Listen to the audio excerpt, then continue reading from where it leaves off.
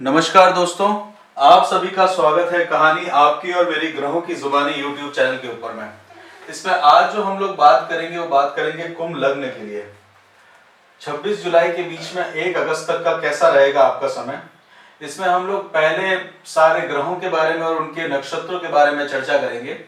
उसके बाद में चंद्रमा के मूवमेंट के लिए, चंद्रमा जो है वो आपके लग्न में होते हुए सेकंड हाउस थर्ड हाउस तक में जाएंगे।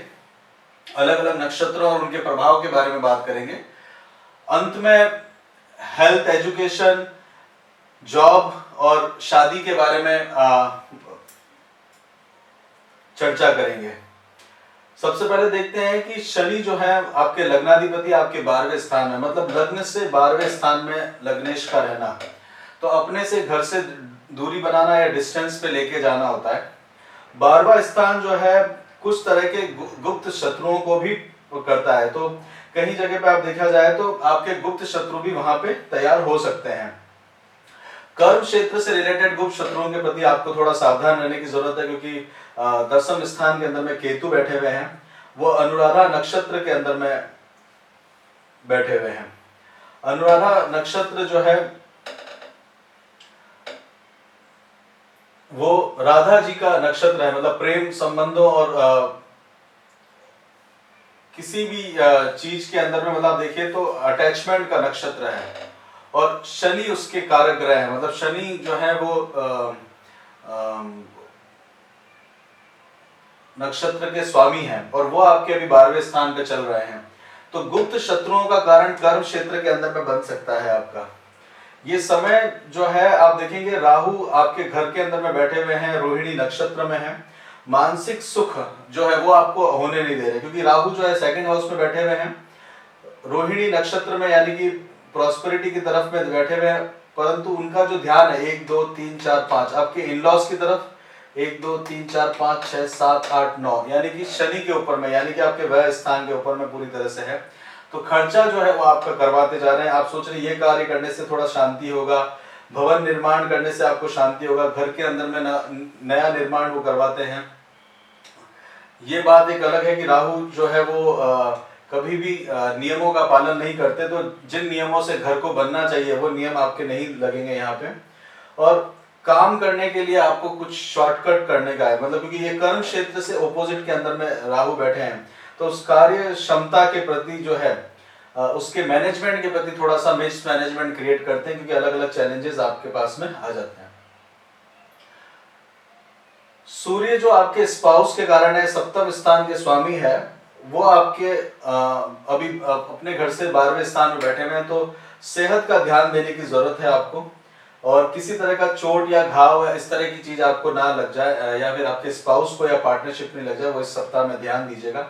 क्योंकि पुक्ष नक्षत्र के अंदर में है, तो हो सकता है कि पुक्ष नक्षत्र शनि का नक्षत्र है, और शनि स्वयं जो है वो अभी 12वें स्थान में है। तो 12वां स्थान जो है वो किसी तरह के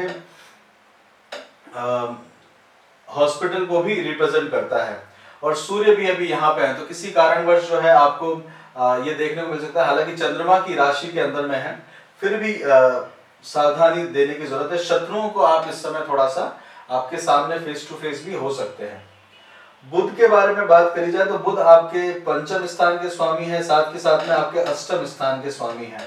तो नॉलेज के प्रति आपका बहुत इंटरेस्ट रहता है, क्लासिकल नॉलेज के लिए आपका बहुत ध्यान रहता है। अचानक से आपको धन प्राप्त होने के लिए कार्य कर रहे हैं, और अगर जहां आप जॉब करते हैं वहां से आपको धन प्राप्त होने का योग इस समय बनते हुए दिख रहा है। किसी यात्रा के कारण, यात्रा अष्टम स्थान का स्वामी अपने से 10वें स्थान पे 6th हाउस में बैठा हुआ है, तो यात्रा के कारण भी ऋण का कारक वो बन जाते हैं।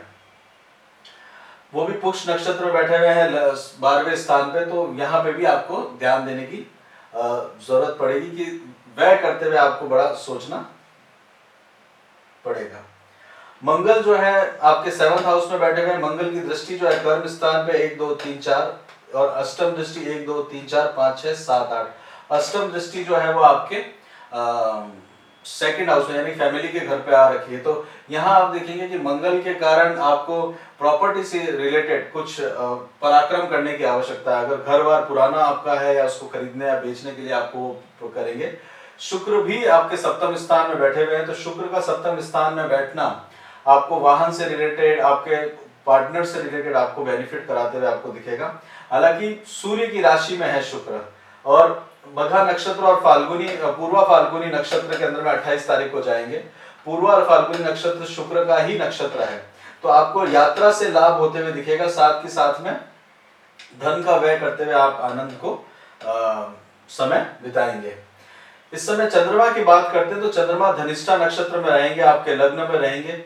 धनिष्ठा नक्षत्र मंगल का है, सामने मंगल जो है वो देख रहे होंगे। गुरु भी वहां पे बैठे हुए हैं धनिष्ठा नक्षत्र में। गुरु जो है आपके लिए लाभ के कारक है। इस समय वक्री चल रहे हैं तो व्यय स्थान पे देखेंगे, व्यय स्थान की तरफ देख रहे हैं, परंतु पंचम दृष्टि 1 2 3 4 5 नॉलेज के लिए आप व्यय करेंगे। 1 2 3 4 5 6 7 8 9, तो पढ़ाई के लिए आप हो सकता है कि व्यय करते हुए अपने आप को देखें, नॉलेज प्राप्त के लिए आप कर सकते हैं। किसी तरह का अगर डायबिटीज वगैरह है तो वहां पे आपको सावधान रहने की जरूरत है। चंद्रमा 27 तारीख को शतविशा नक्षत्र में जाएंगे, राहु के नक्षत्र में जाएंगे। यहाँ पे काफी सारे आपको शतविशा नक्षत्र जो है एक बहुत सारे जो तारे हैं, 1000 तारे जो हैं उनका एक झुंड है, तो अलग अलग तरीके की आपको योजनाएं और उसके ऊपर में काम करने की एक साथ आवश्यकता पड़ेगी। उसके बाद में आप देखेंगे 28 तारीख को पूर्वा भाद्रपद नक्षत्र में जाएंगे। पूर्वा भाद्रपद नक्षत्र के अंदर में आपको दो तरफ से लाभ होते हुए आपको दिखेगा। ये समय जो है आपको लाभ करवाते हुए आप देखेंगे, और उसी तरह से दो तरफ से आपको लाभ के प्राप्ति के लिए धन को व्यय भी करते हुए देख पाएंगे। इस समय अपनी बोलचाल और बात करने के तरीके पे आप ज्यादा ध्यान दीजिएगा, क्योंकि किसी को कठोर वचन मत बोल दीजिएगा, ये ध्यान रखने की आवश्यकता है। अदरवाइज आपका जो खान पान के लिए, अचानक धन के लिए आपको सपोर्ट करते हुए चलेंगे। विदेश से भी धन प्राप्त होने की चांसेस इसमें दिख रहे हैं।